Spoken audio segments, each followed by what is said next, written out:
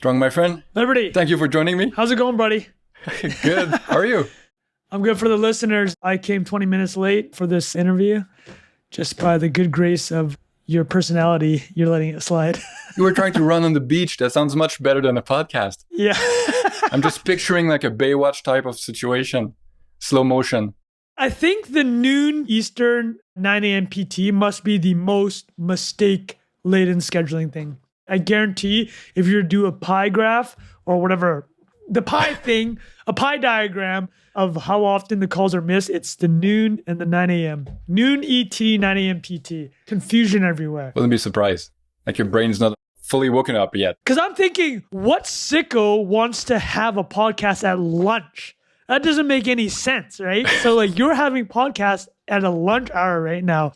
Whereas in my eyes, if it was noon PT, it would have been 3 p.m. Eastern for you. So anyways, I'm boring the listeners. So many things to talk about because I think like me, you have so many different interests, but I want this to be the exploration of the Trong expanded universe. So I want to start with the origin story. Just for some context.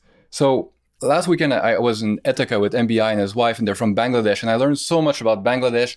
But the cool thing there is that I think I learned so much about the US and North America through their eyes, right? It's like the David Foster Wallace thing about this is water, right? The fish doesn't see the water anymore. So sometimes when you have an external perspective for culture, like you can learn about your own culture. So that's a super interesting angle to me. So I'm curious to know about your own experience with Vietnamese culture, both in Vietnam and the expat community, all that kind of good stuff. Yeah, 100%. So first of all, I've listened to MBI on your podcast, and there's no way I'm going to be able to reach that bar. It's high, man. He sets the bar real high.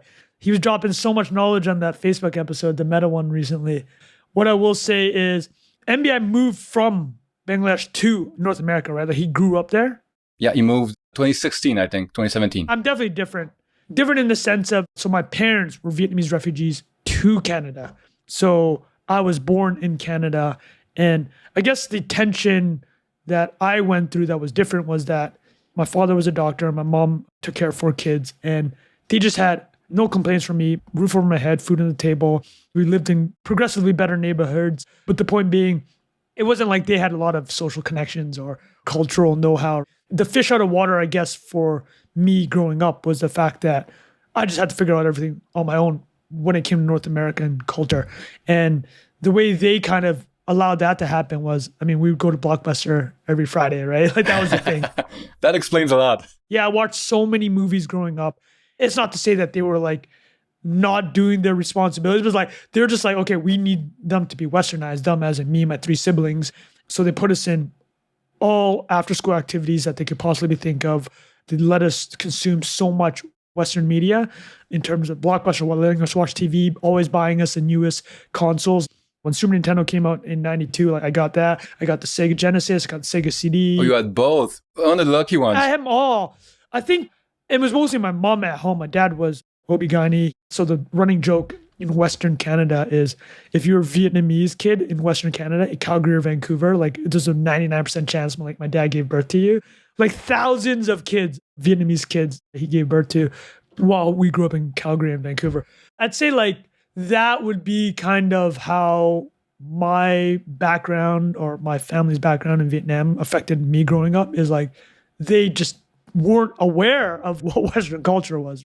They were happy to give us these avenues. And I don't know if that was the best way to do it, but I don't know what choice they really had, right? Like, especially my mom was at home taking care of 4 kids. I have 1 kid and it's already hard enough, right? I can't imagine like how difficult it was for her. It wasn't like they had a lot of friends. Like all their friends were other Vietnamese refugees. The non-Vietnamese refugee friends that my parents did have were from the medical community because my dad was a doctor. So those were the people that he knew. They helped us out a lot. A lot of people definitely helped our family and other Vietnamese families. But definitely, to answer your question, that was my memory of kind of growing up in Canada. So I know the Vietnam part when I moved there in my early 20s is a little bit different, but I'm happy for you to interrogate me on what I just said. I'm also very curious about your Canadian experience because you moved a lot from basically from one coast to the other, which as a Canadian, like sometimes I talk to American like Jim, right? And he's been in every province. He's traveled all around Canada. I'm like, yeah, I've been to kind of Quebec and Ontario. I haven't moved around that much. So I'm curious how much difference you've seen in the cultures of the different parts. So I lived in Montreal for 5 years. I lived in Calgary for 9 years and the rest was in Vancouver. I've been to Toronto a ton, obviously. My old man actually has been the entire country. So after the fall of Saigon, my father was able to get to New Zealand because the New Zealand Australian governments had assisted the United States. Well, assisted is however you want to look at the Vietnam War, right? But they were working with the United States. And it was pretty clear in 74 that the South was probably going to fall. So the New Zealand doctors that my dad had worked with in Saigon, so my dad was a young surgeon during the war, they got him to the University of Auckland to restudy medicine so we could get into the Commonwealth. So basically he restudied medicine at Auckland. And now when he ended up going to Canada, you only had to take a couple of tests to transfer your medical degree. But he ended up on the East Coast. But I have spent time on both sides. And I mean, you know the East Coast well. They're just so different. Right? The parts of Canada are so different. I don't know if you ever read the book about, I think it's called The Six Countries, but it basically describes the United States, right? The United States really is like 5 or 6 different countries. Totally. The Northeast is its own country. The West Coast is its own country. Texas, Florida, they're kind of their own countries. And we kind of see this now, and it's often, when we talk about the culture wars, obviously the flyover states, it's kind of its own thing too. Same as Canada. What a lot of people don't realize about Canada, it's obviously the second landmass, second biggest country in the world, but there's almost, I think it's less than people live in California. It's like 40 million people here. I think it's probably on par with California in terms of population. And then the other stat that, I mean, you obviously know about, I don't know how many listeners know, is like 90% of the country lives within 100 kilometers of the US border. Yeah, Canada is like a 1D country, right? Everybody living on the line at the south. Exactly. While the US may be a smaller landmass, but it's a 2D country, right? There's people all around in all dimensions. So what I will say is like totally different. Vancouver really is just, it's hard to describe. It's just, I think outdoorsy is a good word. The thing that I always tell people is if you like to go to the beach and the mountains, like if you want to surf and like snowboard on the same day, you can do that. There aren't that many places in the world that you can do that. Vancouver, obviously, you can do that. Obviously, huge Asian influence here. Not to say that Toronto is like half non-white, so I think it is half. It's close. But anyways, the whole point is like, it's not like being primarily Asian in Vancouver is unique, but the thing that is unique is obviously Montreal, right? And Quebec. Montreal's not even representative of Quebec. Montreal is its own thing, especially where I live, which is like Anglophone near McGill University, whereas the rest of Quebec is truly its own thing. So that would be my answer to your question. I'd just say they are completely different. That's how I'd remember it. And then later in your 20s, you went back to Vietnam. And I'm very curious about that too. Something that I often hear from immigrants is that you can't feel 100% home in the new country. It depends, right? If you're born there, it may be different. But if you come there, you're not 100% home. But if you stay there long enough and you go back home, then you don't feel 100% home back home either. You're always a little bit out of sync with both cultures. And so I'm curious how it was for you to live in Vietnam. But also, I don't know if it's just me, but I feel like probably a lot of people, their external view of Vietnam, if they've never been, is super outdated. Full Metal Jacket is a great movie, and Platoon and all that. But all these wartime movies, that's not at all the modern Vietnam. So I've been trying to read about it, learn about it, but I feel like it's a country that I know very little about. And so I'm curious, how is it living there for you? The Western perception of Vietnam is the Vietnam War. What's interesting, to answer your question specifically, is like within Vietnam, what people don't realize is that the Vietnam War, it's not the most important thing because Vietnam has thousands-year-long history. And the biggest antagonist during that period is China. So like today, the Vietnam War is not what defines Vietnam. If you were to look at the different governing bodies that have guided Vietnam through the thousands of years of its history, it's China has always been key consideration. Right? In fact, China's last land war was in 1979, and it was when they invaded Vietnam. So they came down through the Chinese southern border, the northern border of Vietnam. It had to do with the Khmer Rouge and the Cambodian regime that China was propping up. But Vietnam basically, the communist Vietnam regime basically took out the Khmer Rouge. And that was the last true land war that China had. So it just speaks to the idea of the Vietnam War, which is how Western media and Hollywood, I talked earlier about how my parents let me go to Blockbuster. Yeah, that was like Hollywood defining the stories of, in this case, the Vietnam War. And the way you described it, Vietnam itself. So like Deer Hunter, Apocalypse Now, Born on the 4th of July, Platoon, Full Metal Jacket. There's no speaking roles for Vietnamese people in any of these films. It's almost entirely the Western actors speaking. And when there are Vietnamese speaking parts, they're either killing somebody, murdering somebody, or getting raped or murdered. It's not obviously representative. What's interesting actually is I have a book, might be on the shelf, I'm not going to look, but the way Hollywood portrays Canada also has led to the perception of Canada as a place where there's just Mounties, bacon, and maple syrup. Somebody did a study of all the Hollywood portrayals of Canada, and this is where this perception of Canada comes from. But whereas you're Canadian, I'm Canadian, like we have obviously a much more nuanced take about Canada is, the world knows Canada through Hollywood media, honestly. It's not just unique to Vietnam and the Vietnam War where this happens. It's like Hollywood really controls how much of the world looks at places that don't get a lot of coverage, which is why obviously in Canada, quite controversially sometimes, you have to have X amount of Canadian content. I think Netflix has a $500 million fund that they have in Canada for the right to distribute content here. They have to make X amount of Canadian content. And this is a roundabout way of saying the perception of Vietnam is completely not what it is. It's how you said is like, if you were to go now, it is quite modern. Not nearly as modern as like Seoul or Tokyo, probably 20 years behind those cities in East Asia, but totally different. And something while I did live there that people did say, and I found interesting was, so Vietnam is actually more capitalist than America is in the sense of like, you can get things done with money. This insinuates corruption, but as in you can actually get red tape moved away. Whereas America, everybody complains about is that everybody has a veto now. Like if you try to build a new building in San Francisco, it's impossible because the local government has a veto, this board has a veto, like this school has a veto. So for people that work in Vietnam and have access to money and like connection to the VC, the Vietnamese Communist Party, and not to say I agree with any of this, but it's like there's this perception where you can get more things done because you can just kind of grease the wheels with money. And the last thing I'll say about this before I throw it back to you is like, I think Tyler Cowen or no, Peter Thiel's talked about this, right? It's like at a certain level of development, you should expect corruption because corruption basically means that there's development happening and there's reasons for things to be corrupt about. If there was no development, of course there wouldn't be any corruption. If there's no money, there's no pot. There's no grift to be had. Yeah. What I would say to answer the question specifically is that Vietnam is much more modern than people probably expect because their idea of it is literally like a 1970s capsule of a war. MBI was telling me that in Bangladesh, the euphemism for bribes in Bengali translates to speed money. It's like, oh yeah, you can do that, but I'll need some speed money to make it happen. You have to pay speed money everywhere. I love that. In Vietnam, it's called coffee money. I've been pulled over in Vietnam on my motorcycle, and one of my cousins told me, it's like, if you ever get pulled over, just say, do you need coffee? Have you had your coffee today? So I go like, in my broken Vietnamese, I'm like, have you had your coffee? And they're like, no. I'm like, okay, here you go. Here's some, here, enjoy coffee. And that was kind of how we didn't get a speeding ticket. So very similar to MBI. For the listener, there's a book I read a little while ago. I don't remember the title exactly, but it's by Lile Aislip. She's a Vietnamese woman who lived through the war basically as a villager. And after that, she became a refugee to the US. And it's basically the story of her life, but seen from both perspectives. And she does that thing where she can contrast both sides very well because she has lived in both cultures. It's very well written. I think there's a movie made about it. I don't know if it's any good. Heaven and Earth? Yeah, that's it. Oh, yeah, that's a dark movie. Books. It's a dark movie. But the book is dark too. Yeah, but to your point, that's much more representative. It shows her fish out of water experience. And now that you mention that book, that story in that film, I think Tom Lee Jones is the actor in that film.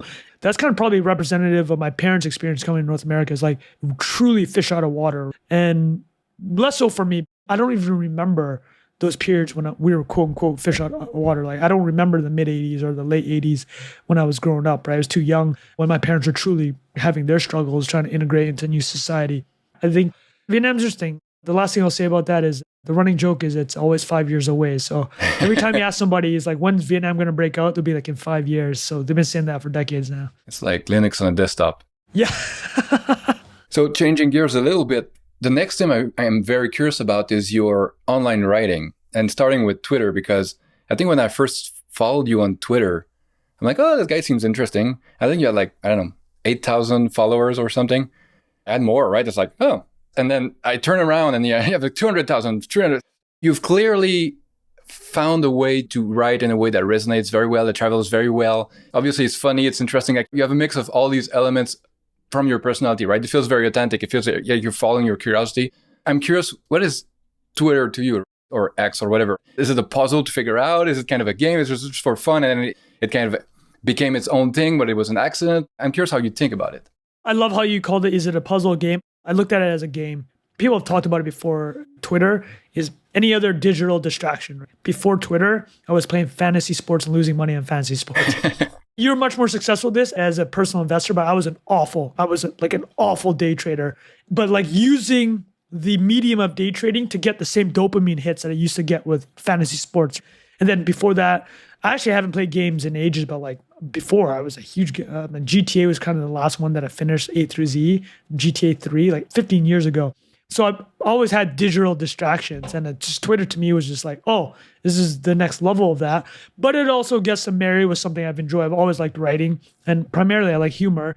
I've always known that Twitter was, a place run by comedians and witty people. Brevity wins the day.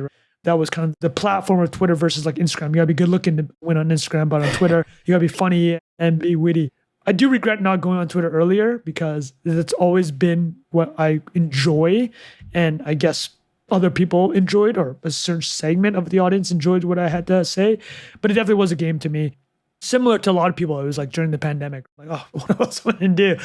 So I had all this time and like stay-at-home orders, the whole nine. And I'm just like, oh, this game like seems winnable in the sense of I saw what was doing well, quote unquote, well, getting engagement. I'm like, I could probably do that, but actually put more effort behind it. I know the big frustration with Twitter now is, especially since they did the monetization stuff, is that the meme accounts have just completely taken over. Reposting memes, and not to say that I've never reposted a meme or found a piece of content that had gone previously viral, but that's like all these accounts are doing. But it goes back to the point, is like the game earlier called 2020 was, can you write decent stuff? Obviously people make fun of the thread boys. I'm not gonna lie, I've been guilty of doing some of the corniest stuff possible. I think I got off that train much earlier than some other people. I'm like, I don't necessarily want to tie myself to, like, I never did like, here are 30 things that you don't know about Google search.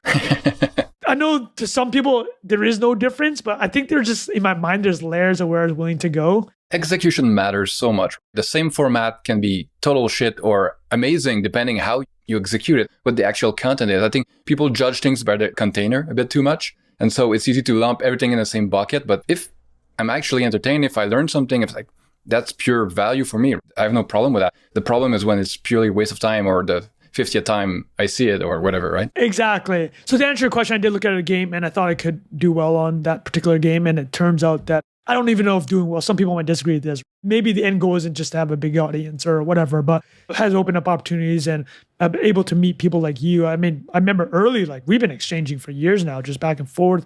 We've Zoomed separately from this, just we chatted just completely casually and got to know each other. So certainly the benefits were huge. I think a lot of things have changed because I think the last 2 years it got a little bit insane. People saw it, to your point though, right? That container could build you an audience, and people were just building an audience for the purpose of having an audience. And that's fine. I'm not going to begrudge anybody. There's definitely other ways to push it, having that audience that are beneficial. And if some people don't want to do that, it doesn't bother me at all. I've chosen probably go more down that route, and I'm very happy about it. Once again, there's no single Twitter. People are like, oh, Twitter is this, Twitter is that. It's like Facebook. Your feed is very different from someone else's feed. And Twitter, if you curate it very, very well, you only follow certain people, you block or mute, whatever. Like you can create something that's very high signal to noise, and you can get a lot out of it.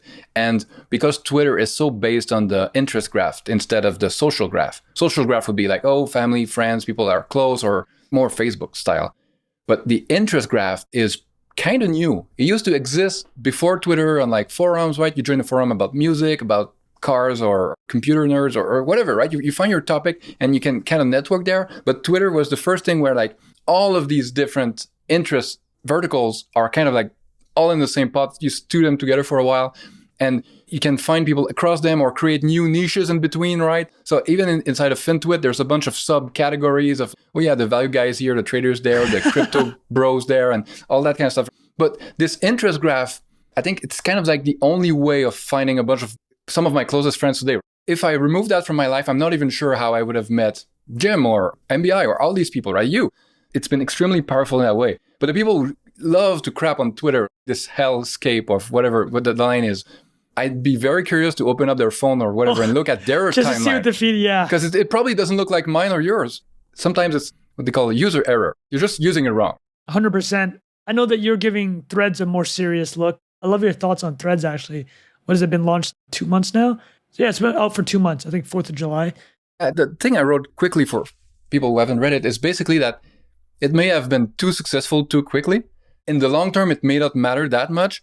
But basically, most of the time, there's kind of like an order in which things go. You have the early adopters who come in when the thing is not quite done. Some features are missing, some stuff is kind of wonky, but early adopters, they don't care, they're used to it, and they're going to kind of build the social infrastructure of the place. They create the norms of the mores, and the feel of the place is created mostly by these people. And then later adopters came in, and at some point, like the big middle of the bell curve comes in, but there's already a bunch of stuff there. There's already some funny accounts and some interesting educational stuff and whatever. People can find what they want.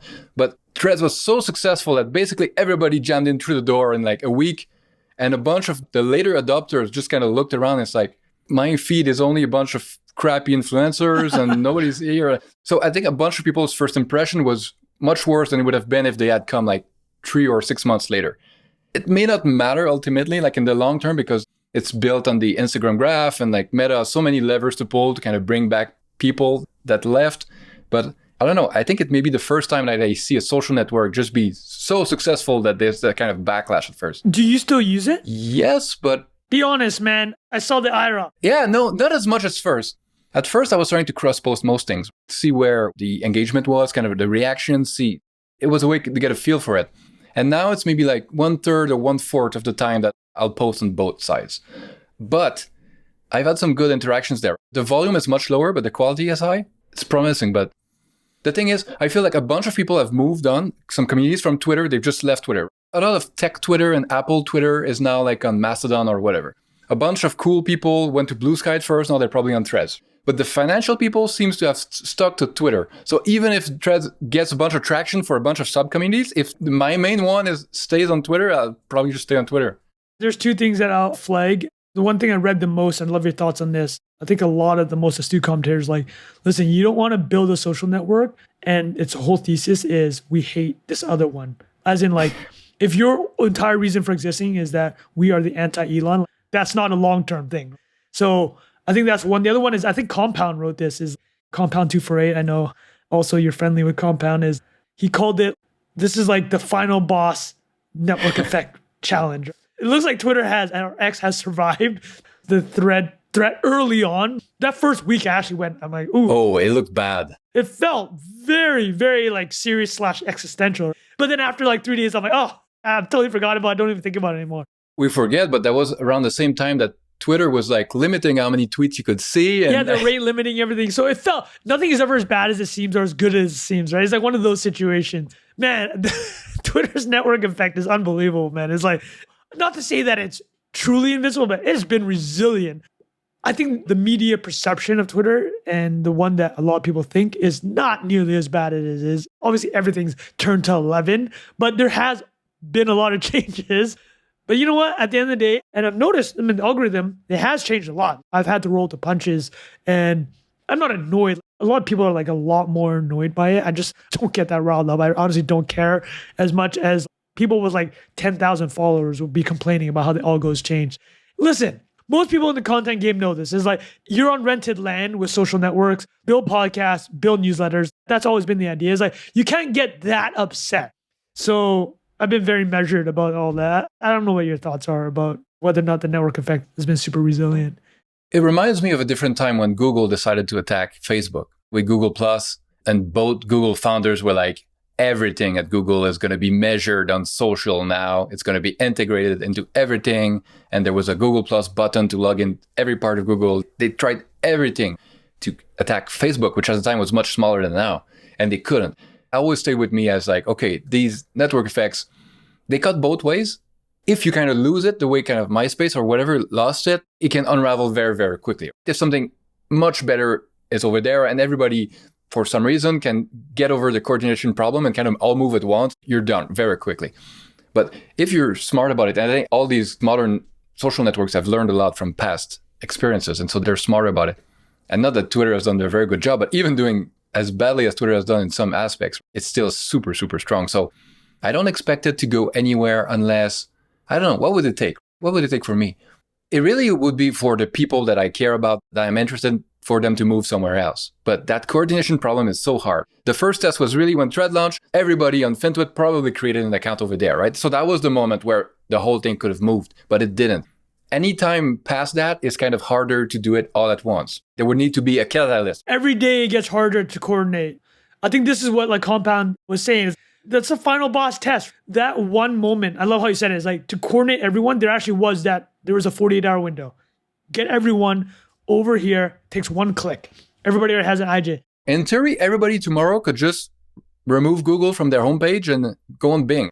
In theory, Google could lose 100% of its users in one day. In theory, but it's never happening. That's not how humans work. And so it's the same for these social networks. And when a social network has a different format, like let's say TikTok comes out and people can build, like it's the Eugene Wee thing. People go over there and they start building new social capital from zero because it's a totally new format and different people with different skills can be the dominant kind of account on that platform. But Threads and Twitter are so similar that I feel like the main distinction will be Threads will be like the Disneyland version that's friendly to advertisers and like happier and all that, which for certain sub-communities will work fine. But I don't know, FinTwit doesn't feel like a Threads type of place. So actually talking about the network effect, the one thing I was actually watching when the Threads launch happened was how much NBA Twitter would go to Threads, because sports is a real moat for Twitter. It is the second screen. You're watching football, European football, soccer, basketball. People are second screening. Basketball specifically. NBA Twitter is probably more important than the NBA in terms of creating narratives and content for the average consumer. The average consumer of the NBA is probably consuming much more on the social side, caring about the characters of the league than watching 3 games a night. I don't think that's even like a controversial statement. So that is something which is quite unique to Twitter. So I was like waiting to see if that could change. To your point about the window, it might have been bad for Threads launch to actually take out one of the strongest legs of Twitter, which is live sports, in July, because that's a dog day of sports. Not much is happening in July. All the major leagues are done except for baseball, which is kind of just starting or getting its first quarter of the season in. And there was no Olympics or World Cup this year. To really test that second screen, which is what people do when they're consuming sports now, didn't even have the opportunity. I think that window's gone now. There was a period where I saw some of my favorite NBA people going to Instagram because they all have big Instagram followings also. And then I've just kind of all seen them. They're all back. And the season's starting, football season's starting upcoming week, NBA starting in October. It's like they're all kind of back on Twitter. So I'd be interested to see if that actually takes off on Threads, because that actually is a bit of a threat, because that type of community, the real-time stuff. I mean, you remember like Adam Mosseri, the head of Instagram, is like, yeah, we're not going to use hard news or politics. That's what the playing field is for. It looks like they're trying to pick away like the sports and the foodie groups, but like the sports is also real-time. If you're not architecting Threads to be real-time, how can it be for sports? And if you do architect it for real-time, then you're bringing in the political trolls. So there is an interesting tension that they've brought up. There's no perfect trade-off. You always get some of the bad with some of the good. One thing I'm curious about, thinking about your Twitter account, now I'm seeing you get replies from Elon Musk and a bunch of very influential people. Your inception ability is very, very high. If you want to get an idea in someone's head, someone who could make it happen, you kind of can, right? It's like the great power comes great responsibility. So I'm wondering how you think about that. How at first you're like shitposting for a few thousand people, but now it's like, I don't know, trying to convince Elon Musk to support nuclear power more publicly or something, but not in an overt way, but just bring the topic up or whatever. I don't know. How do you think about the type of readers that you have now that run companies? And there was a time I'm like, oh, I need to tailor. When I started it and I wanted to grow, that was like really my North Star. I'm like, okay, like we kind of talked about, it's like, I know some of this might be cringe. Like I can feel a little bit. Everybody's got that cringe sensor. And you're like, oh, fuck, am I really doing this? And then early in your journey, you're like, you know what? I'm willing to bite this bullet. The worst is when you know it's going to work, but it's cringe. And it's like, ugh. Yeah, you just know. I'll tell you one that's really salient is anything on Board Panda, right? You go to Board Panda because their whole job is to get the most viral thing, right? So they'll just go to Reddit and they'll just filter for the most viral thing and then they'll just put it on boardpanda.com. Some of them are very entertaining. Some of them are just like so cringe. You're like, oh, but I know this is going to work. And like I've been guilty in the past of doing that. But specifically to answer your question, like how do I think about content? And you said this when you were on the chat with Matt on the Colossus podcast, Making Media. I'm with you on this, man. It's my own personal interest. And it's 100% my own personal interest now. The only filter I have, I will say I will apply a little bit of a filter being like, okay, I can make this become a little bit more viral. Like I'll do the viral angle version of this. That's probably as much as I'll care about the audience. And that's still a little bit selling out. You're not really telling the best story. You're trying to sell the most viral one. And I'm not crazy about that, but I'm getting better. And I think what I would say is like, I'm very much in your lane is like, it's really just truly what my interest is. And the best articulation of it I've heard is Rick Rubin in his book, The Creative Act, and then in his various podcasts. I'm so happy this guy's doing a fucking podcast. Oh my, the Rick Rubin podcast is the best podcast in the world. It's the best podcast for creative people. It's unbelievable, man. It's just so good. I don't know how many episodes you listened to. So a couple ones I'll list off. The John Mayer one was amazing. Trent Reznor was amazing. Phil Jackson was amazing. We've seen these images of Rick Rubin, just kind of these memes of him. He'll be in the studio with like Kendrick Lamar just lying down on a couch and then he'll like take a nap and like wake up and like mid-nap will be like, oh, that's the one. And then like people are like, that's a running joke. But that's truly his creative process. So you're listening to this podcast and you're getting a window into how he actually thinks. This is his creative process. He's literally just probing the guests and like getting them to reveal stuff. And you're just like, he's showing us what he does. This is what he does. He's like a super fan, basically. When you're making decisions and you're trying to make something that's authentic to you, first you have to figure out who you are and be in the right zone, right? So he's very good at creating that atmosphere for it. I don't know if you saw the Shangri-La documentary, but the studio where everything is painted white and they repaint after every artist. And it's like, he's trying to create a kind of empty space where you can be yourself and creative. And that's one part of it. But the other part is you have to be a proxy for the listener or the reader or the viewer or whatever. And he's an excellent proxy for that because he's a fan of this stuff, right? He really loves music. He really loves all that stuff. He's like a platonic ideal of a music fan. He's a professional fan is how he says it. But what's interesting, so I'm going to answer your question now that we've just had a little love session on Rick Rubin. This is what he said, and he said this many times. He goes, you cannot create with the audience in mind. That is a separate part of the creative process. And he has a very good reason for that. It's not about your own ego and like, oh, I don't need to listen to anyone. He says, trying to guess what the audience wants, like the millions of people, is like, it's impossible. It's an impossible task. He's like, the things that I did not think would be the most successful became the most successful. The things that I thought would be hits did not become hits. He's like, it's impossible to guess. Like, listen, some people are very forward-looking, but for them to even say, Rick Rubin is arguably one of the top 3 most successful music producers ever, and he's saying, I cannot guess. So if he's saying that, I'm like, okay, this guy knows what he's talking about. So he says, you cannot create for the audience because it's actually impossible. It's like, you cannot be in the mind of a million different people. That's the first thing he says. The second thing he says, which goes back to your point, is everyone is an artist. He's not just saying that as a platitude. He says what art is, and you kind of touched on it, is do you have a point of view in the world? Liberty lives in Eastern Canada, spends this amount of time looking at investments, spend this amount of time on various different interests. I mean, I love your YouTube recommendations and your newsletters, like the VFX stuff. I love all of them. This is your view. That's your art. Is your point of view on the world. That's what your art is. Similarly, right? I'm a Vietnamese Canadian. My parents were refugees here. I grew up watching Blockbuster and Adam Sandler movies. I wasted my 20s like getting drunk in Saigon. That's my point of view in the world. That's my art. No one else can have that.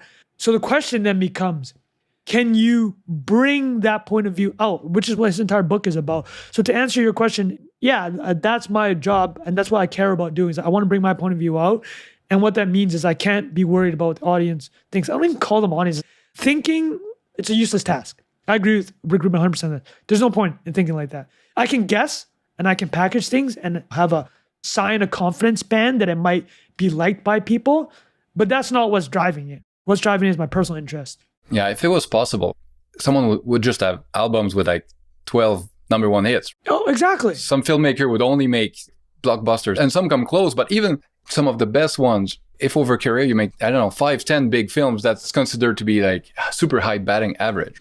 I think you can kind of separate the two. You have to create for you what you really find interesting. And kind of like Tim Urban says, there's other Tims out there. There's other people like you that will like that stuff.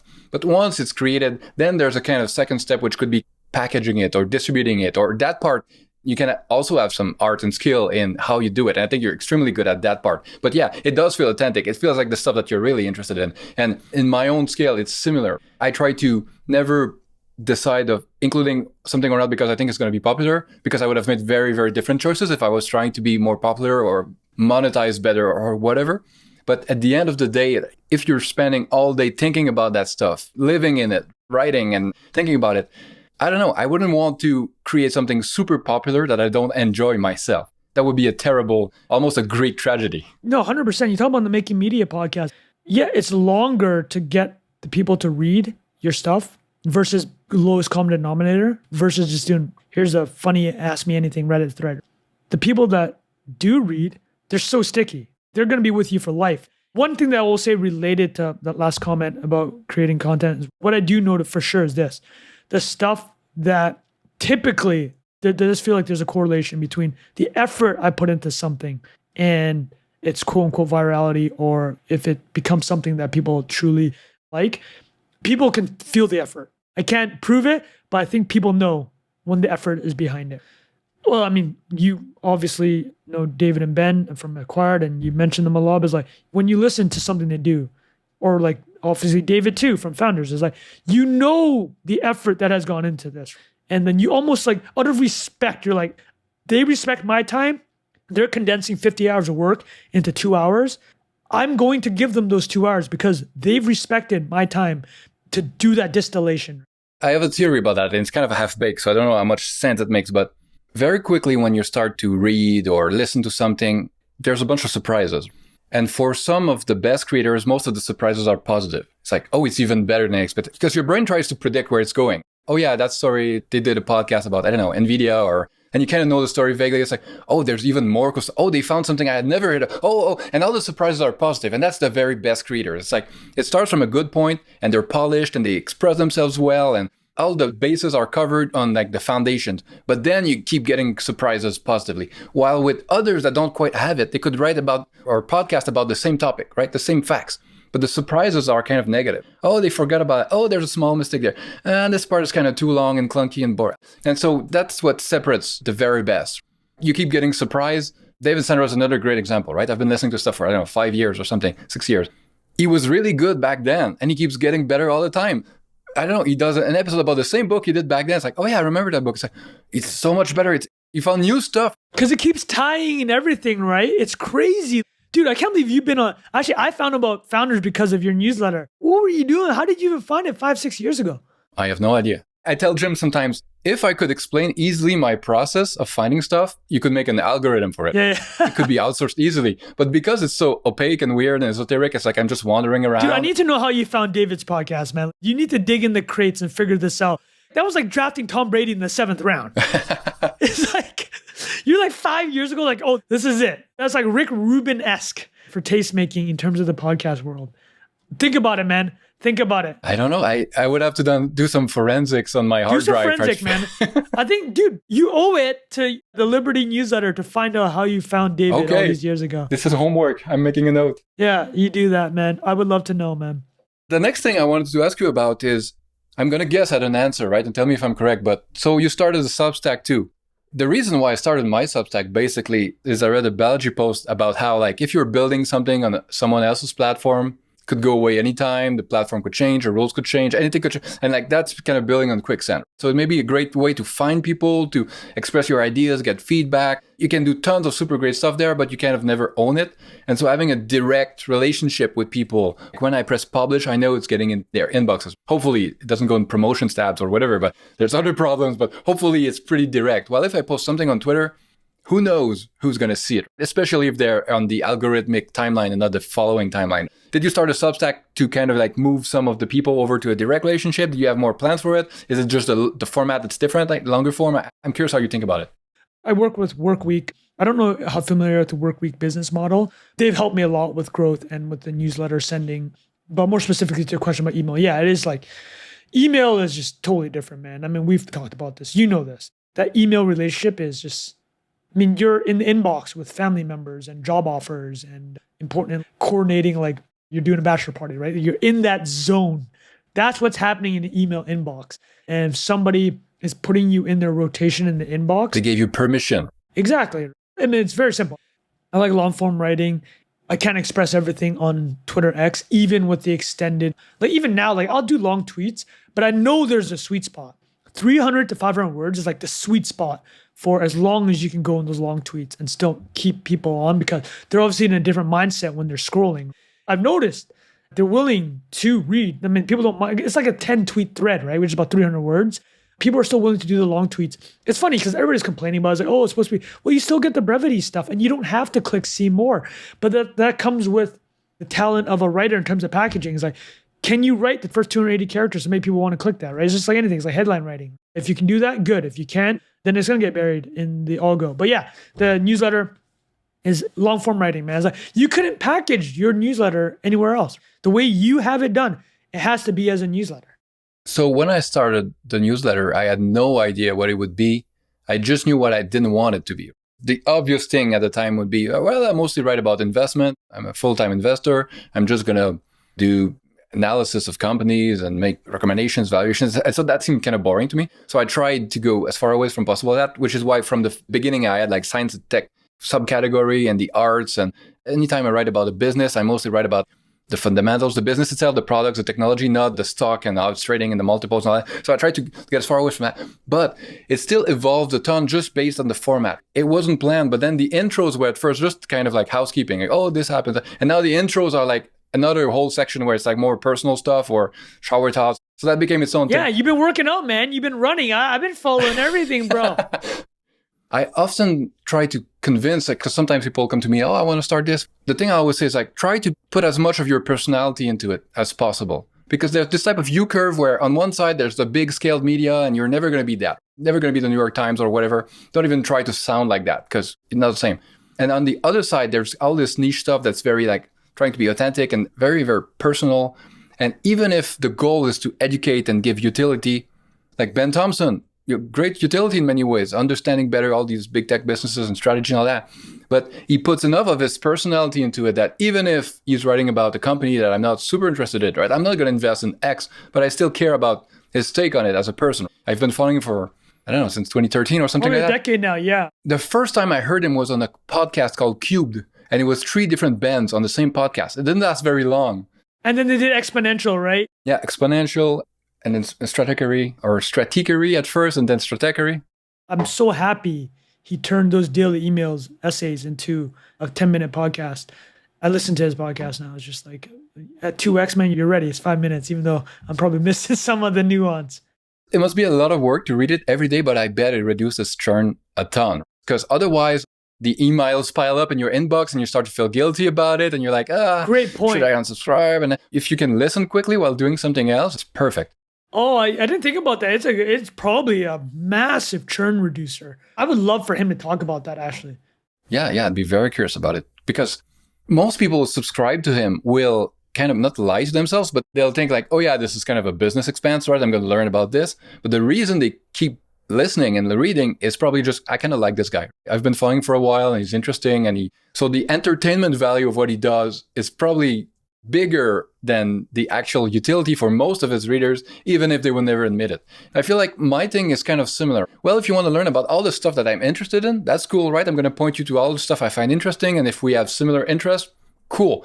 But at the same time, I want to create something a little bit more personal with the reader. And to me, it's much more interesting that way. When I write about whatever, working out or minimalist shoes or whatever, I get all these emails from people who try something. It becomes a two-way conversation when you put some of yourself into it. And for readers who stick around a while and get to know you, it's like, I could maybe go somewhere else and get some of the same information, but like it's missing something. It's missing that personality part, and that's differentiated. It's missing liberty. The other thing I'm curious about your newsletter is the format is very interesting because you tend to have this one big topic, this long essay, and then at the end, there's more like quick hits and some funny tweets and some quick links out there. And I'm curious how you think about it. It reminds me a bit of Burn Hobart, The Diff, as a kind of similar format, but maybe without the comedy or some of it. But he's funny. Burn's secretly got jokes. Oh, yeah. He's always got these turns of phrases. He's next level. He's like, for me as a business writer, he's like on par with Matt Levine. Burn is amazing. The quantity and quality is absurd. This guy is putting out 6 times a week. Everything is good. To your point, the main piece I try to use is something that's a bit more evergreen, as in like something that people will keep reading for a long time. That's kind of my thinking around that main piece. But then everything else that follows is exactly what you said. It's just like, man, I like memes. I like dumb tweets. One of the most replies I got in recent emails had nothing to do with the main like serious topic. It was about this stupid Breaking Bad joke that I had found on Twitter. I was walking through why it was like the interaction that can only happen on Twitter. I don't know if you saw this. It's like there's two twins from Breaking Bad, the Mexican hitmen from the cartel. They each have accounts on Cameo. One charges $99, the other one charges $499. So Cameo, for the listeners who don't know, is a celebrity website where you ask for shout-outs. So you pay like $300, or in this case, $99 or $500. But these guys are twins. So people like found this and like, wait, why is one arbitrage, twin worth right? 5 times more? But in the comments, the Twitter users are discussing what's going on here. And one guy's like, look how much harder the guy charging $100 is working. Like he's already made 50 grand, whereas his brother is charging $500 has only made 10 grand. And then the next guy's like, no, you got it all wrong. This guy's charging $500 to make the $100 look cheap. Everybody's buying the $100 ones. And then because they're twins, they're just splitting the responsibility. But here's the best part. One of the twins answered to that thread. All he posted was the gif of Walter White from Breaking Bad going, "You got me. You got me." Yeah. So it was like the perfect Twitter only. This can only happen on Twitter. People arguing about something about a celebrity shout out company. And then one of the people from the company answers in the replies with a meme from the show that made him famous. It was perfect. That was like the most responses I've gotten in like ages, right? So stuff like that. Man, like people like to be entertained, and I think you said with Ben Thompson, like a lot of it is probably just entertainment at this point for a lot of people. I mean, Bill Simmons is the best example. He has incredible basketball knowledge, like truly incredible. And he has great pop culture knowledge. And you do learn a lot of stuff. But at this point, it's just habit, man. Like, I can't believe how much I look forward to listening to his podcast. I don't listen to all of them. Like, I don't care about NFL that much. And I don't care about some other random topics he's into. But I look forward to his podcast, man. It's like, he's just been in my life for 15 years. You're talking about habit forming? Like, that's it. It's an incredible formed habit. I think Ben Thompson has kind of said he patterned his business on Bill Simmons. He's kind of like the OG of this type of online creator for the modern internet economy. And I don't even care about sports, but I still listen to the Rush Bowls and the Big Picture and a bunch of his podcasts. He probably was the inspiration for some of the podcasts I did for like The Last of Us and Severance and a bunch of films. Okay, why shouldn't I do that? Like, I'm interested in that. 100%. There's no limit on what you can talk about. The listeners or the readers or whatever, they have a bunch of different interests too, right? It's not because one is about payment infrastructure that the other can't be about severance. And they don't have to click on it if they're not interested, but why not? Why not everything in the same place? I'll tell you an insight that he had that's amazing. I listened to him on the How I Built This podcast with Guy Raz. Highly recommend people listen to that.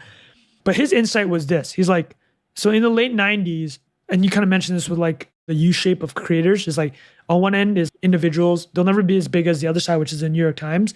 But the New York Times has such a formal voice. So Bill Simmons actually looked at it as like, not only was there not even a U-shape, there's just a one end. It's like formal analysis of sports. He's like, wait, there's like this whole other end where as an individual, I will be so biased. I'm not going to be unbiased. People will know I love Boston sports. Everything I read will be colored by my love of Boston sports. So even people that hate Boston sports will hate read me. They'll read me to get upset, right? Like if you're a Yankees fan, you'll read Bill Simmons about Boston Red Sox just to get upset. Do you ever hate read? I hate read sometimes. So I'll love a movie and I'll read the 1-star reviews. Like every now and then I'll go to a movie I love and I'll read the 1-star review of it just to like fucking rile me up. It's so dumb, right? But this is how people are. They're combative and they're tribal. But his other insight, which I think links to how you said it kind of inspired you to do things. He's like, I want to write about sports, but I also want a massive audience. So what is it that people care about? In the late 90s, it was The Wire and Sopranos. So he's like, okay, I'm going to find a way to write about NFL and The Sopranos at the same time. And what he did was he just took really famous quotes from season 1 of Sopranos or season 2, and then he made those awards for players in the NFL. And so now he gets both worlds. He gets the world of TV, HBO, prestige TV fans to actually want to read his stuff. But then he also gets NFL fans. So he made a Venn diagram. And that's actually guided his process ever since. That's why he ties in so much pop culture into anything he does. Because he knows that the pop culture is a substrate which will build the biggest audiences. That happened in the late 90s, pre-real internet took over. Audience much more fractured now. But like if Liberty were to do, here's an idea for you, let me do an awards with the Avengers only quotes for tech businesses. I tell you right now, that will bang.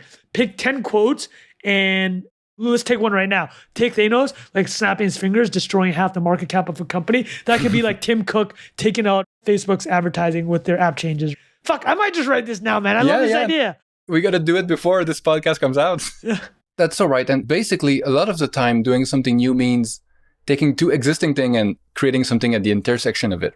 And because Bill was kind of authentic in his love for both sides, it works for a long time, right? You can do it. If he was doing like cynically, like, oh, how can I have a big audience and trying to triangulate stuff? I don't think it will work. People would see through it. Authenticity is such a scarce thing in media in general. Everything sounds like bullshit, basically. The real human voice hasn't been heard in the media in a long time. Radio was invented a long, long time ago, but the broadcasting voice was not a natural person talking to you.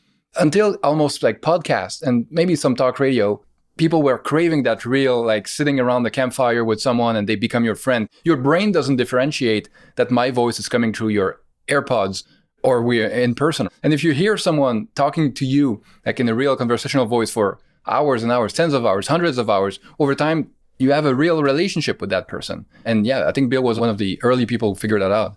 Yeah, 100%, man. I mean, this is why talk radio. I mean, you've seen the numbers. Like, we know how much Howard Stern gets paid.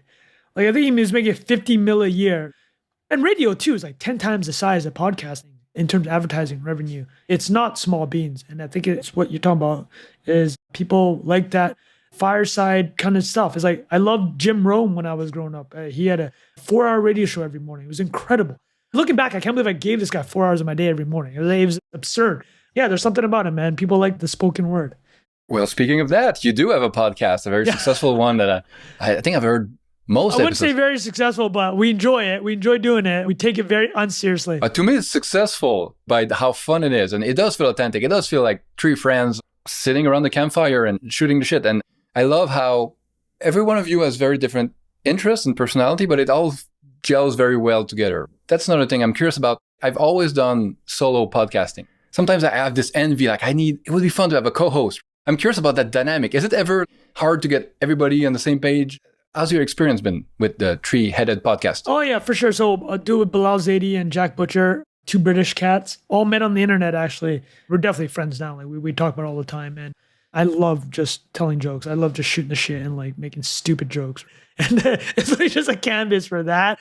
But what I think a lot of listeners do appreciate is it's exactly like you've been saying about Bill Simmons, man, is like, and Ben Thompson at this point now is like, a lot of it's just entertainment, man. Just people want to listen and have a good time. The problem I find with a lot of business/tech focused ones is very pedantic. Hey, we're going to teach you XYZ, or like, I'm so good at this. It's like being self-deprecating is extremely, extremely valuable.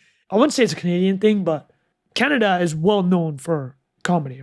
Lorne Michaels, actually, is Lorne Michaels Canadian? I'm pretty sure he is. But anyways, there's so many famous Canadian comedians that punch about, like we're talking Seth Rogen, Martin Short. Yeah, Jim Carrey. Ryan Reynolds, Jim Carrey. Per capita, if you were to look at, like, if you Googled right now, like, top comedians in the world, a disproportionate number of them are from Canada.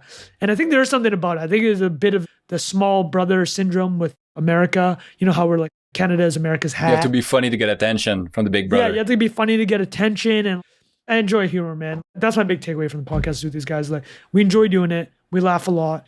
And we've never taken an advertiser. We've talked to advertisers and we've ebbed and flowed on whether or not we wanted it. It's just really not the purpose of it. It just didn't really matter to us. And we'll do it until we stop enjoying it. I mean, that's the truth. That's what we said. If at this point you've never heard of Trung Phan and you've never heard the Not Investment Advice podcast and you've laughed once in the last 55 minutes with me and Liberty, please do try it out. If not, I totally get it too. I'm not for everyone. I get it. The world's going to go on, but that's my pitch. The link will be in the show notes. Check it out. It's very fun and you get a good overview of a bunch of the stories of the week, but in an entertaining way. It's never boring. It's never like a newsreader. I recommend it. I like it. I appreciate you, buddy. Speaking of comedy, unless I'm mistaken, you wanted to be a screenwriter for TV. I'm curious about like the background of that and how that worked, but I'm also curious about how you're seeing that evolving because everything seems to be changing very quickly, like in the past decade with the streamers, and it's very unclear where the pieces will fall. And is now whatever you wanted to do on that side, you're doing it, but it's on Twitter, on newsletters, on podcasts. Is that replacing that dream or is that still something you want to do? I'm curious. To answer your question, yes, it is replacing. And I'll do a quick TLDR. for listeners that are not familiar, which will probably be most of them, when I was living in Vietnam, as we discussed, being a total asshat in Vietnam, just to give you an idea, like my purpose of moving to Vietnam was like, I made $6,000 do construction after university. I'm like, how can I stretch $6,000 so I can party 3 nights a week? And going to Vietnam was like extremely high on the list. That's how family members in Vietnam, but like we haven't even discussed this, but like I never really integrated into Vietnam. Like I hung out with expats. I hung out with Vietnamese Americans. I hung out with Caucasian people from France, Australia, and America. I hung out with Indian dudes that moved to Vietnam to create a restaurant in the backpacking area. Wasn't really hanging out with the locals. And it was something that you had mentioned discussing MBI and his experience being an immigrant. It's like, you're never really here and you're not really there, right? You're kind of your own thing. Even when I'm living in Vietnam, I'm not getting to know the locals as much as I should have. But going to Vietnam, being a total asshat, I think everybody in their early 20s, the majority of people, if you watch movies growing up, you're like, oh, I'd love to be a screenwriter, right? I think this is a dream for a lot of people. But like I tried to do it and I actually ended up selling a script to Fox. Oh, nice. And the big lesson from that was this. A lot of people I knew at my age in their early 20s, they had gone to Hollywood to try to be a screenwriter. But the problem is you don't have any stories. Like you have nothing to tell. Like you're just living your Hollywood life. It's like how bands, all their second and third albums are about touring because that's all they do by that point. Exactly. So like if you're living in Hollywood, working for an agency, you're in the coffee room, like what stories do you have? What are you telling? Whereas I kind of backdoored it. It's like, yeah, here's my story. I'm like this idiot. Parents sacrifice their life to move to Canada and North America. And then he goes back and he's just being a total idiot in Vietnam. Like that's my story. Fish out of water, reverse fish out of water. And he's just like spending years in Vietnam. Expat communities are so fascinating. There's a certain hierarchy in Asia with expat communities. Like if you went to Harvard Business School and you're an expat in Asia, that probably means you're in Tokyo or Hong Kong or Singapore working for Goldman. If you're in Southeast Asia as an expat, this means that you did not go to Harvard Business School. This means that you were working construction, making $6K and wondering how you could blow it. There are tiers in East Asia. I mean, obviously, Asia is not a monolith, but to a lot of people it is. But like the top tier cities, Seoul, Shanghai, Hong Kong, Singapore, Tokyo, you're living there. That means as an expat, you're getting extremely well paid and you're probably doing something of note. You're in Southeast Asia. You're in Cambodia. You're in Thailand. You're in Vietnam. And listen, I'm not dogging people doing this, but as a person, the anecdotal experience is like, you're probably not the cream of the crop as an expat, as a foreigner, or you're not the most ambitious person in the world, which is fine too. Totally fine. I'm not judging. I'm just sharing my experience. So yeah, I wrote a script there. The script was, it was The Fugitive meets Harold and Kumar set in Southeast Asia. Like that's the pitch. Every line in that movie would get me canceled now. It was like, that was written in 2010, a totally different time. I'd probably have to rewrite the entire thing. And I have over the years. But the TLDRs, we sold it. We thought it was going to get made. A lot of issues around financing because Western studios don't actually want to finance directly because they know in Southeast Asia, there's a lot of bribes being paid and corruption. So you have to find like local banking partners. There's a lot of things that ended up why it didn't get made. So the money still ended up in bribe, but indirectly, right? Indirectly, like legitimately, like they need local partners. Spin money, coffee money. But yeah, so I thought I was going to be a comedy screenwriter just 10 years ago. It didn't end up working out. But kind of what you alluded to is circled it and came all the way back to what I cared about, which is comedy, trying to make people laugh. But now using the medium of Twitter and the business knowledge I gained over the years. Like I did my CFA, did my MBA, don't care about any of that stuff, but I can be funny about it. And that's the value. It's a perfect example of how the gatekeepers are going away because you're kind of doing what you want to do. And you probably have a much more personal freedom and independence and control of your time and basically your creation than you would have if you were in some writer's room somewhere. You're probably reaching, I don't know, maybe a bigger audience. That's hard to know because a show can go big or get canceled after one season or a pilot. You never know. But you're kind of doing a lot of the stuff you want to do, but without anybody's permission now, which is a new thing. Not so long ago that it would be just impossible and there's so few spots. And so they probably can treat people pretty badly until you become like a franchise kind of person. No name, but I'm guessing that the early years as screenwriters are not probably as glamorous as people imagine. So you nailed it. Not only that, it's like 5 people are deciding my fate. It's like the producer, his assistant, they're deciding whether or not this happens. Now it's totally permissionless, right? It's like I put it out there, people either like it or they don't like it. I'm fine either way. This is how I ended up writing for Bloomberg for a year. Like my editor found me on Twitter. He's like, oh, I think this is a different voice and we'll do this. I haven't talked about this a lot, but like I worked with Hassan Minhaj on a skit or a Daily Show and he found me through Twitter. And it just goes to things like the OG way, the gatekeepers is like no Vietnamese Canadian is high on the list of Hollywood talent finding. I don't care anymore. I just kick down the door, right? I build my own audiences. I do my own things. Like people like it, they don't like it, doesn't matter to me. This is what I'm doing. I'm just gonna keep doing it, right? And something quote unquote bigger happens, cool. If not, also not cool because I'm happy with my life. I'm happy with the life I've created, being able to take care of my wife and my kid, work the hours that I want and consume the content I like, meet interesting people like you. It's like Jim says, it used to be like you get a piece of paper from somewhere that implies you may be good at a thing, but now it's proof of work. People know that you can write because they can see it every day on Twitter, on the Substack. You judge people much more, I don't know if it's fairly, but it's more meritocratic in a way. Because a lot of time, someone's cousin gets hired for this or that. And it's like, can they do it? Maybe, if you're lucky. But the idea that you went to school somewhere and that means that you're good at something, it's a very, very tenuous proxy for talent, I think.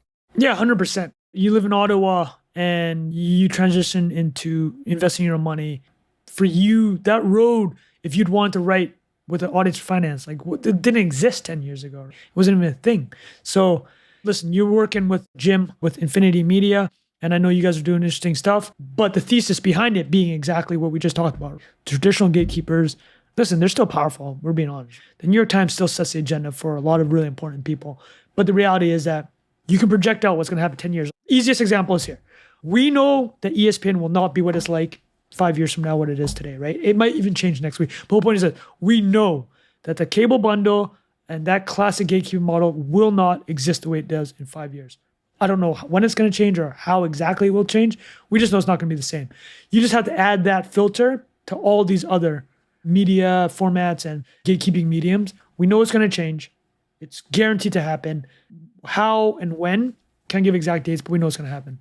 Yeah, I think a lot of people are finding out that they thought they had attention for one reason, but they actually did for another. And by that, I mean big studios or whatever. Newspapers are the best example. They thought like, people come to us because we have great news, we do a great job and everything. But it turns out they just had a kind of distribution monopoly or oligopoly. And now that you can go on TikTok and YouTube and get entertainment from Twitter and from everywhere, some still ends up in the old places with the movies and the TV shows, but now there's alternatives. And none of these old gatekeepers are going to give up their power that easily. They're trying to reinvent themselves, they're trying to partner, they're trying to buy each other. They're kicking and screaming and they'll be here for a while, but the alternative is not going away. My kids, they'd much rather watch someone playing Minecraft on YouTube than most of what's on Netflix. But the people making TV shows on Netflix never thought that they would have competition from some guy streaming Minecraft or Zelda in their basement or whatever. The playing field is so different than it was not so long ago, and it's going to keep changing. And I find it very exciting to think that among these millions and millions of creators, most of it is crap, but the cream of the crop, the absolute number of great stuff is much higher than it's ever been, just because there are way more participants. 50 years ago, there were as many great creators as today, but only a tiny number could get a record deal or go to Hollywood or whatever, and the rest never could develop their art or reach an audience. So it's super exciting. It's the same concept as the number of geniuses on the planet is probably pretty randomly distributed all around. And for a long time, only like if you were probably a male from an upper class where you had a bunch of free time to develop your Renaissance man type of art, right, and study like Darwin or whatever, could you get to the top of your field in science or arts or whatever. And if you were a woman, if you were in a poor country, if you were a farmer, subsistence farmer, all these people could be geniuses as great as Mozart or Einstein or whatever, but they never had the opportunity. So just going from that world to a world where opportunity is more evenly distributed, there are more paths that people can find to get somewhere. It doesn't have to be that everybody becomes a huge movie star, because that number is still going to be pretty low. But at least there are all these other paths. They could have a YouTube channel. It's super exciting. That's kind of like what I love doing. The thing about like finding David Senra is like, just keep looking for stuff, follow your curiosity, and once in a while like, you find something that's just so great. I know we want to talk about this, so kind of a riff on what you just said about quality.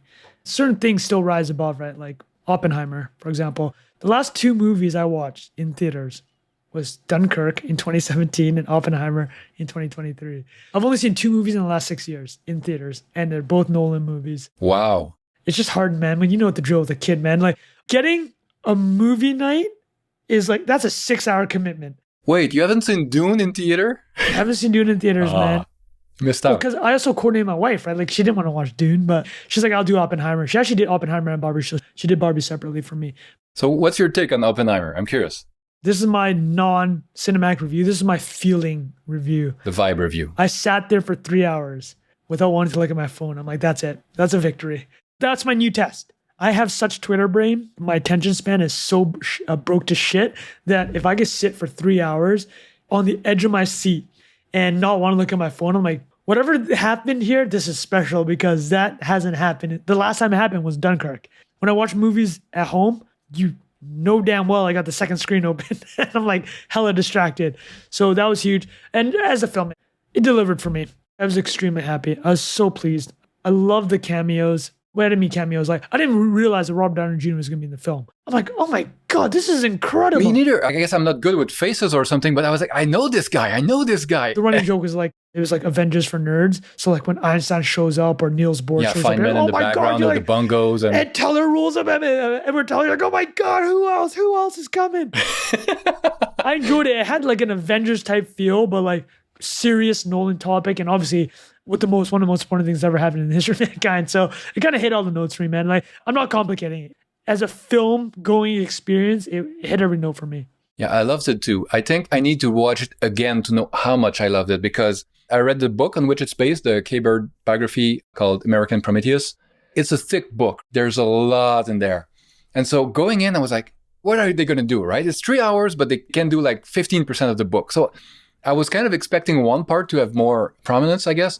And they kind of went more with the whole witch hunt kind of trial where there's this administrative trial. I don't want to spoil too much, but that part is a huge part of the book, but I didn't think they were going in that direction. So most of the film, I was kind of waiting like, are we going to see like the uranium enrichment? Are we going to see Matt Damon as General Groves running around and building shit? And I was expecting a more like engineering and tech and nerdy film. And it went in another direction, which isn't bad. It's just kind of like, oh, okay, the record scratch. Kind of, I had to reset my expectations and get back on it. And I think for what it was really good, really well made. It's hard to imagine that they could make as exciting as they made it to have like 5 people in a tiny room with an IMAX camera in their face and black and white talking about security clearance stuff. Basically a tribunal, right? Yeah. For like an hour, but they pull it off. It's almost like there's 3 movies and one of them is like a play that's kind of like 12 Angry Men or something, but the tribunal version. 70 millimeter. Has to be done in 70 millimeter. Yeah, you have to see every pore and every people's face. Well, Sam Altman had a tweet that a lot of people got on. Is like, oh, they could have made Oppenheimer, and you kind of touched on it, is like the science angle, the creation, much more prominent. The way that the social network had made people really want to become programmers. So I don't necessarily know if that's a missed opportunity. I think the way he set up is more, he wanted to bookend his life. He wanted to show it's based on American Prometheus. I mean, the second part of that was the Prometheus part. It's like, brought fire to man and then now paid the consequences for his life. So the consequence being he lost everything, was turned into a bit of a laughingstock and criticized. And I agree with you. I have to watch it again. You can never make one movie that will please everybody. So it doesn't have to be the last thing on the Manhattan Project. I think you can clearly see that Nolan is obsessed with playing with time and timelines and parallel, like Dunkirk is exactly that. So he found a way to embed the stories within the stories, and sometimes it's black and white. The way he did it is like perfect for Nolan. What I wish they would do in a few years or something, now that they've proven that this story people are interested in, do a 10-part HBO prestige series directed by like Craig Mazin or something, the guy who did Chernobyl and Last of Us, about the Manhattan Project. But take your time with like all of the sciencey and engineering stuff and the espionage and counter-espionage. And for nerds like me, that would be amazing. It would complement the other story very well, which was more of the McCarthyism and the whole, like, he kind of lost control of his creation. So he wants to make this to end World War II. But after that, like Teller and these other guys are like, let's make bigger bomb, much bigger bomb, 100 times bigger, 1,000 times bigger. It's like, the target is big enough to deserve that. It doesn't matter. We have bigger bombs now, right? No, I agree, man. The 10-part HBO series, that would be very apt.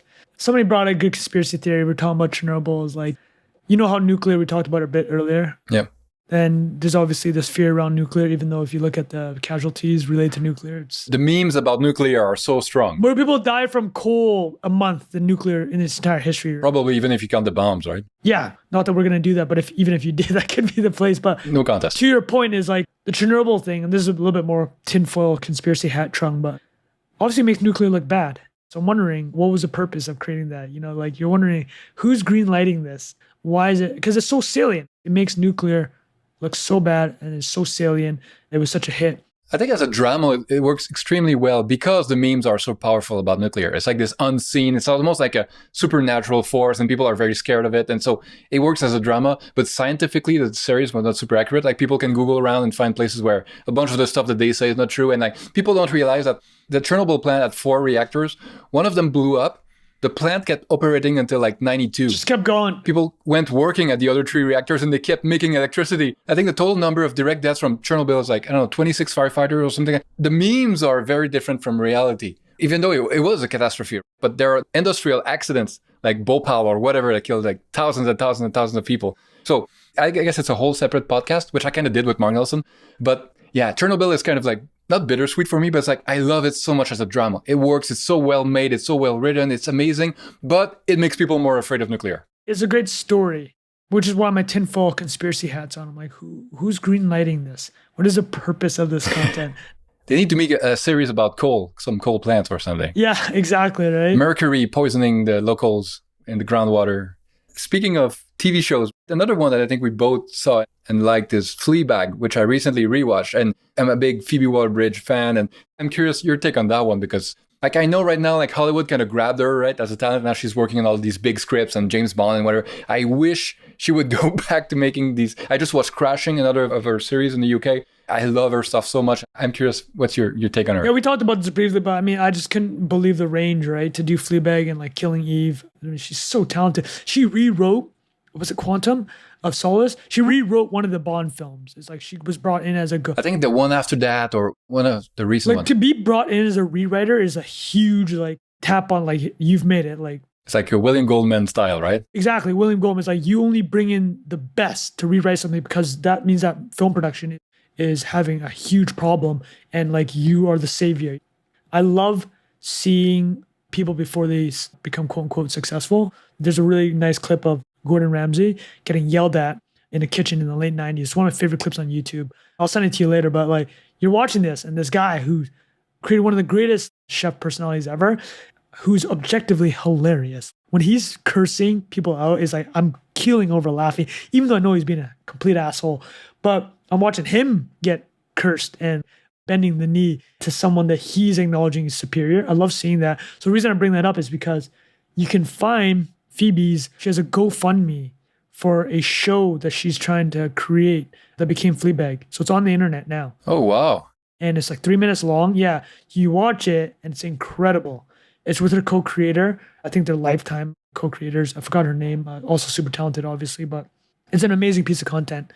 I love seeing those clips. I mean, one of the previous ones of this ilk was like Kanye. It was like, no, we can't talk about him apparently. Let's not talk about Kanye. Kanye before he blew up is like, there's a lot of those. Obviously, they had the Netflix too, but Phoebe has something. I'll send it to you. It's a GoFundMe. It's a 3-minute video. And you're like, oh, this is amazing. This is before she blew up. I know Fleabag was based on a play, like a one-woman play she did. I wish I had seen that. It was for her one-woman play. Well, you'll find it. It's on the internet, man. It's like, this GoFundMe is like, hey, I need $6,000 to go to this Scottish comedy festival. Like, hey, can you pay for it? And they did. And now she's massive. Amazing. I watched that Kanye documentary because of David Senra. It is very interesting to see like how he climbed the ranks and he figured out how to put himself into places where there was opportunity and all that and worked really hard. But his confidence level is just, I was listening to David's podcast, latest one on Winston Churchill, the Boer War one. I don't know if you listened to that one. He has a quote in there which directly links to, again, I'm not comparing any of these historical figures, but he was talking about how entrepreneurs all love Churchill and Napoleon and how they have this like insane self-confidence. Churchill, who admittedly came from a wealthy family and a famous British family, he's like, I'm going to be prime minister. He's saying this at the age of 20, right? Yeah, that's kind of reminded me of like watching young Kanye. Like he's like the confidence he had in himself, next level. I hate to be like armchair psychologist, but some people like Kanye, there's probably a narcissistic diagnosis in there. For sure. We're not defending actions here. Sometimes the confidence is not just normal. It's pathological, which can help you when the only thing you have is like belief in yourself to keep working and to keep trying and trying and trying. Most people would give up before. People as talented would give up and never make it. And so if you have supernatural confidence, it keeps you going. But then once you make it, you're finding new demons, you're finding new windmills to fight because that energy has to be transferred somewhere. Or the fact that when you have zero, the confidence is the only thing you have. But when you're super successful, It's like the world is telling them that they're a god, they're invincible. That's when the overconfidence makes them fall. They do something crazy. The last thing I wanted to talk to you about, which is, I guess, one of your side projects or your main project. I don't know how big it is in your days, but I've been using your app, Barely AI. Thank you, dude. I'm curious about how you've been building that with your co-founder or founders. I'm not sure how many are working on it, but I'm curious also about how you think about this whole revolution in the past year. The LLMs and the generative AI for images and now videos. Everything is coming so fast. I'm curious about how you think where things are going, and are people like us, right, the banging away on a keyboard. Is it just a new tool to do even better, do even more? Or is it like, in 5-10 years, almost everything is mostly AI generated? Where do you think it's all going? Well, for the listeners, I want to say that Barely.ai Liberty is one of the, I wouldn't call it necessarily power user, but you give a lot of feedback and we love it. I warned you. You give a lot of product feedback and we appreciate it. And listen, I mean, you use it. What's the pejorative of these type of products, right? They call it a thin wrapper. It's like, yeah, we're built on various AI models, like various large language models. So we're plugged into Claude, we're plugged into GPT. For speech to text, we got Whisper and Scribe, and then obviously Stability and Dolly for image generation. And I mean, the way I look at it is this, is like, yes, you're building on top of APIs that are doing quote unquote the hard work, or like putting in all the effort to build that kind of foundation. But the other thing I'd say is, if those type of models are becoming ubiquitous or be commoditized and it's kind of freely available everywhere, it's like you have to find other parts of the competitive stack to compete on, right? Other vectors. And price is obviously one vector. Another vector is UX. And I think that's where Barely AI kind of comes in. It's like we have tons of presets. We have prompt marketplaces where our users, we have a pretty active Discord where they're creating their own prompts and kind of sharing it. If you're an accountant, we will have dozens of prompts for that specific field, right? That people have found that help their workflow.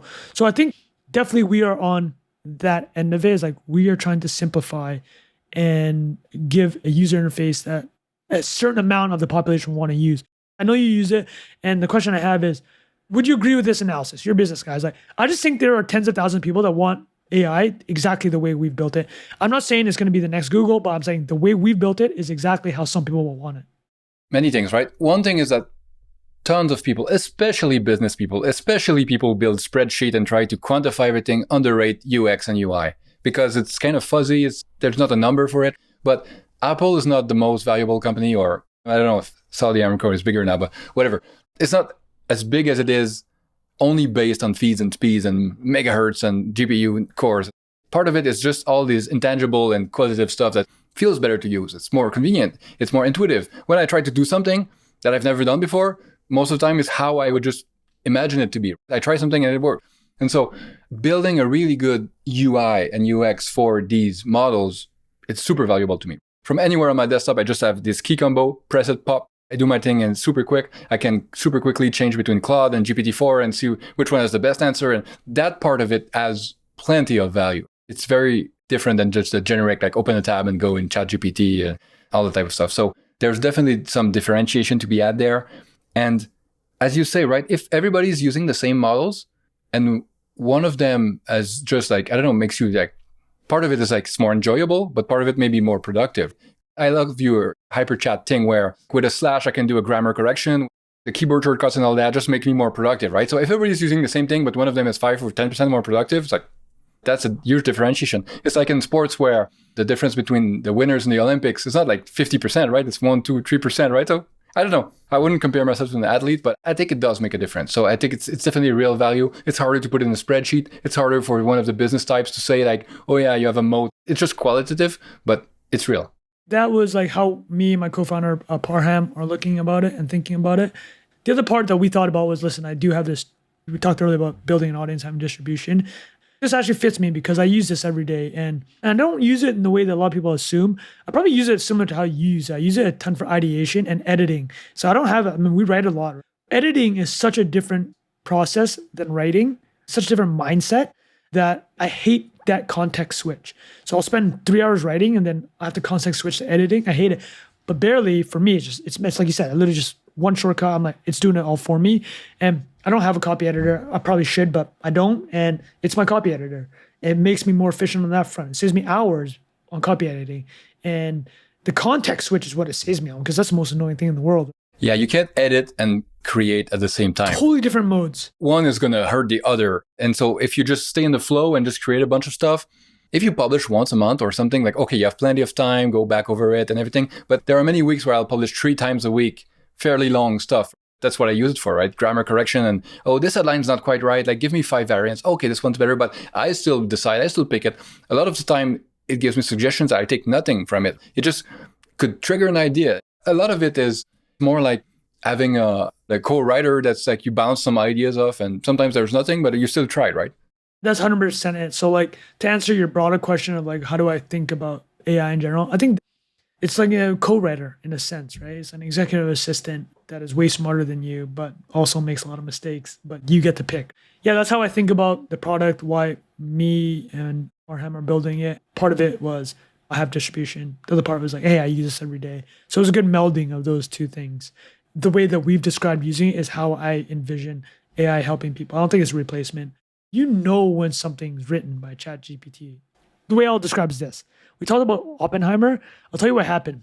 There's all these secondary and tertiary figures in the film, right? Like famous political figures that maybe aren't as famous as obviously Bohr or Einstein. So I started Googling them to find out more about them. And I saw a bunch of these Medium articles written within days of the film getting released. I could tell those Medium articles were written by ChatGPT, meant to win the SEO pages for those things. But that perception of like, it can create a lot of junk, but I think you can tell, right? You can tell when there's no effort and it's not inserting somebody's personality. It kind of goes to your U shape. Your personality, inserting it in the media landscape, is what ultimately will differentiate you from this deluge of AI generated content that's coming. So as a way for us to circle this conversation is, I would say, really lean into your personality. The Rick Rubin is like, what is your point of view in the world? That's your art. Is like that is what will separate you from ChatGPT, which can pump out 1 million words in 10 minutes. That's what will separate you. And what me and Liberty use this for, editing, ideation, that's what people should be using it for. Super valuable. It's not going to replace you. Yeah, no, that's a very good point. The amount of work required to write something used to be like having someone at a keyboard, right? But now it's like press a few buttons and you can generate pages and pages. Like that's a commodity now. What's scarce is basically high quality, authentic, unique, differentiated type of content. And that's a tough way. You need a point of view. You need someone's taste. You need someone that's a good proxy for the audience in many ways, right? Find something interesting. GPT is not going to find interesting stuff for you. Or if it does, it's going to be super pro-cyclical, right? It's like a lot of the algorithms, YouTube or whatever. If you like something, they can find a ton of stuff that's kind of similar to it. But the exploration part, like finding new things that you didn't know about, that you didn't know you'd like, that part is much harder for these algorithms. 100%, man. TLDR, find your point of view. That's your art. Rick Rubin style. I think that's a big takeaway here. That could be a good title for the podcast. Rick Rubin style. All right, man. Thank you for your time. You've been very generous. You can go back and run on the beach now. Yeah, I appreciate you, man. Last words, anything you want to leave the listener with? I'm going to put all your links in the show notes, but what's the best place to find you, or any parting wise words or anything of the sort? No parting words. At Trung T Fan. If you like it, I appreciate it. If not, I also get it. Awesome. Thank you, my friend. Have a good day. Thank you, brother.